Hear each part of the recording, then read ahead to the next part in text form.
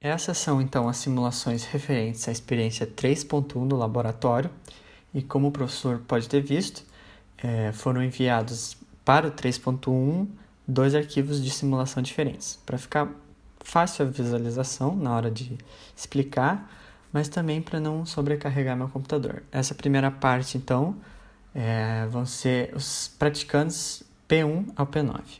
Vou iniciar a simulação aqui. E, bom, primeiro foram realizadas as alimentações corretas da CI e no P3, então, nós alimentamos a entrada 1, né? Pode ser qualquer uma das entradas, mas eu optei pela entrada 1, com um nível lógico baixo, ou seja, a gente conectou na entrada o negativo da fonte, né? No caso GND, e então o que isso significa? Isso significa que na entrada a gente vai ter um nível lógico baixo, 0 volts, e como a porta NOT ela é conhecida como inversora, na saída a gente vai ter então um nível lógico alto, no caso 5 volts.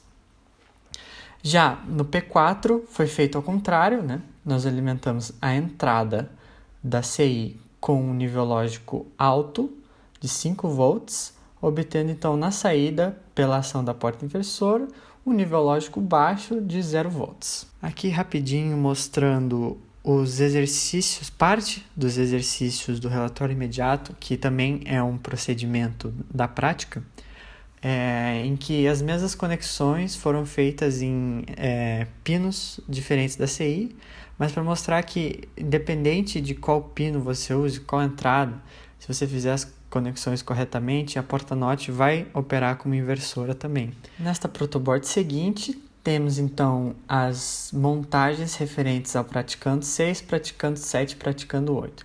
Ele basicamente faz com que a saída de uma das portas inversoras esteja ligada em uma outra entrada de uma outra porta inversora. E então, como ela vai se comportar quando temos dois tipos de nível lógico na primeira entrada, né? Bom, no praticando 6, então alimentamos a primeira entrada com nível lógico alto, no caso 5 volts, ou seja, na primeira entrada nós temos então uma saída invertida, como mostra esse multímetro aqui, com um nível lógico baixo de saída, ou seja, 0 volts. E esse nível lógico baixo de saída vai então entrar na outra entrada inversora. Ou seja, nós temos então um nível lógico baixo entrando, que ele então, como mostra esse multímetro aqui, está saindo um nível lógico alto, no caso 5 volts. Entra 0 volts, sai 5 volts. Na primeira entra 5 volts, sai 0 volts, mostrando então a porta inversora. Já na outra montagem, nós temos o mesmo esquema, porém alimentado com um nível lógico baixo de entrada, ou seja, 0 volts. Ou seja, então, entrando 0 volts na primeira porta inversora, nós temos, como mostra esse multímetro aqui, uma saída em nível lógico alto, ou seja, 5 volts. Esses 5 volts nível lógico alto vão então entrar na segunda porta inversora, saindo então um nível lógico baixo de 0 volts. E o que ocorre quando a entrada de uma das portas inversoras da CI está em aberto? Então, quando a porta está em aberto, como mostra esse multímetro, tem 0 volts. Se comporta então como se fosse um nível baixo de entrada. Com isso, tendo um nível baixo de entrada, porta NOT inversora, tem então na saída um nível lógico alto de 5 volts. Bom, para a questão 4 do relatório imediato, que seria então referente aos praticandos 10 e 11, eu optei por fazer um pouco diferente do que foi proposto na prática, porque, por exemplo, eu vou parar um pouco a simulação rápido para mostrar como foi proposto na prática. Na prática, foi proposto, então, colocar um resistor de 220 ohms e depois um de 15K na entrada de nível lógico baixo, o negativo da fonte. E o que ocorre?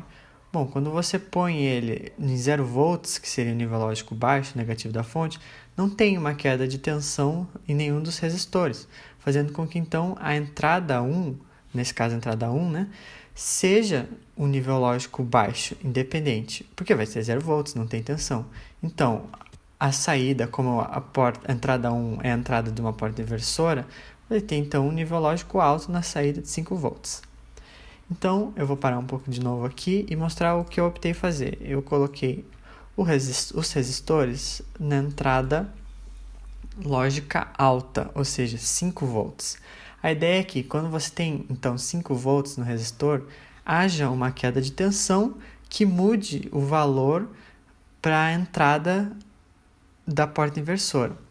Só que nesse caso, a queda de tensão não é significativa em nenhum dos dois resistores, fazendo então com que a entrada da porta ainda esteja naquele intervalo de operação para a porta inversora. Então, tendo então uma entrada, nesse caso, nível lógico alto, a saída, como é uma porta inversora, vai ser de nível lógico baixo, 0 volts. Nesse caso também, tem uma queda no resistor não significante, né? Então, a gente tem na porta de entrada 4,98 volts, que ainda está dentro daquele intervalo, vai então operar normalmente, entrando então o nível lógico alto, sai o nível lógico baixo pela ação da porta inversora. Na questão do capacitor, é pedido para colocar ele entre o GND, que seria o negativo da fonte, e alguma das entradas inversoras. Eu optei então colocar ele no pino 1, que seria a entrada 1. A questão é, quando você coloca ele e inicia a simulação, ele está entre o GND e a porta de entrada. Isso significa não tem tensão carregando o capacitor, fazendo então com que a tensão de entrada seja do 0 volts, nível lógico baixo. Com a ação da porta inversora, então na saída a gente tem um nível lógico alto. Vale lembrar que esse multímetro aqui, ele é a tensão da porta de entrada, esse multímetro aqui a tensão no capacitor e esse a tensão de saída. E o que eu optei fazer? Bom, eu optei fazer semelhante ao proposto no exercício dos resistores. Então, eu coloquei o capacitor entre o positivo da fonte, né, 5 volts, e a entrada da porta inversora. Nesse caso, como ele tem uma tensão entrando nele, vai carregar e espera-se que quando ele carrega em 5 volts, faça com que a tensão de entrada da porta seja um nível lógico baixo, tendo então na saída um nível lógico alto. Diferente de quando a gente ligar o circuito, que ele vai ter então um nível lógico alto de entrada na porta, tendo na saída um nível lógico baixo. Eu vou diminuir um pouco aqui a capacitância, porque usando o proposto pelo exercício, demora muito para carregar e descarregar o capacitor. Então, eu vou usar outro valor aqui. Colocando ele, como eu repetindo, este multímetro aqui é a tensão de entrada. No caso, a gente vai ver se vai ser nível lógico alto ou nível lógico baixo. Esse multímetro aqui é o capacitor carregando e esse é a saída. Iniciando aqui a simulação. Eu vou acelerar um pouco o processo de carregar e quando terminar eu retorno.